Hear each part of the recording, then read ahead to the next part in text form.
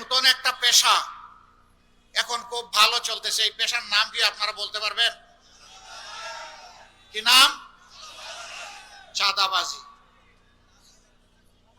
পেশা হবে একজন লোক অফিস আদালতে, মিল, ফ্যাক্টরি, ইন্ডাস্ট্রি, সেক্টর কর্পোরেশনে, শিক্ষা প্রতিষ্ঠানে, দোকানে, সেখানে চাকরি করবে অথবা নিজেই একটা ব্যবসা চালাবে। পেশা হবে আমার কৃষক, তার যন্ত্রপাতি নিয়ে মাঠে চলে যাবে, সেখানে ধান ফলাবে, সেখানে ফল বীজ লাগাবে, সেখানে গাছ লাগাবে। পেশা হবে একজন শিক্ষিত যুবক, শিক্ষিত হয়ে টেক বেসড মেরিটোক্রেসির বাংলাদেশ গড়বে, এইটা হবে পেশা। কিন্তু নতুন পেশার জন্ম হয়েছে, তার নাম চাঁদাবাজি। আপনারা কেউ চাঁদাবাজের ভাই হইতে রাজি আছেন? পিতা হতে রাজি আছেন?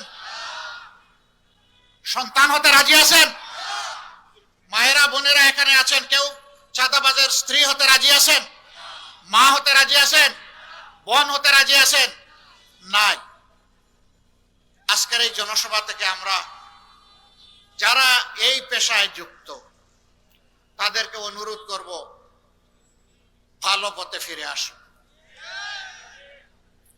আমরা আপনাদের অন্য 10 জন যেভাবে সম্মানের সাথে সম্মানের পেশায় যুক্ত থেকে দায়িত্ব পালন করে পরিবারকেও দেয়, দেশকেও দেয়, আপনিও তাই পালন করবেন এবং আপনিও বাংলাদেশের একজন গর্বিত নাগরিক হবেন।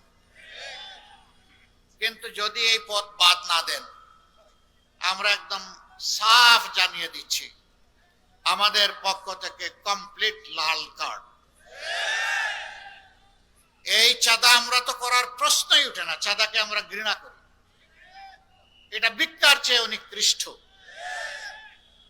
আমরা ইনশাআল্লাহ কারো মায়ের সন্তানকে চাঁদাবাজি করতেও দেব না।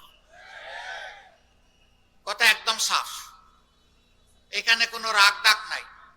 হ্যাঁ, তারা যদি ন্যায়ের পথে, কল্যাণের পথে, স্বাভাবিক পথে, স্বাভাবিক জীবনযাপনের পথে ফিরে আসে, মোস্ট ওয়েলকাম। আমরা সম্মান দেখাবো আর বলবো, জানা সূত্রে যাদের চাঁদা এনেছো তাদেরটা ফেরত দিয়ে দাও। যদি চাঁদা ফেরত দিতে না পারো, তারা যদি ব্যবসায়ী হয়, তাদের কর্মচারী হয়, তার ঋণ পরিশোধ করো। বাকিটা রাষ্ট্র তোমার পাশে দাঁড়িয়ে তোমাকে প্রোটেকশন দিবে ইনশাআল্লাহ।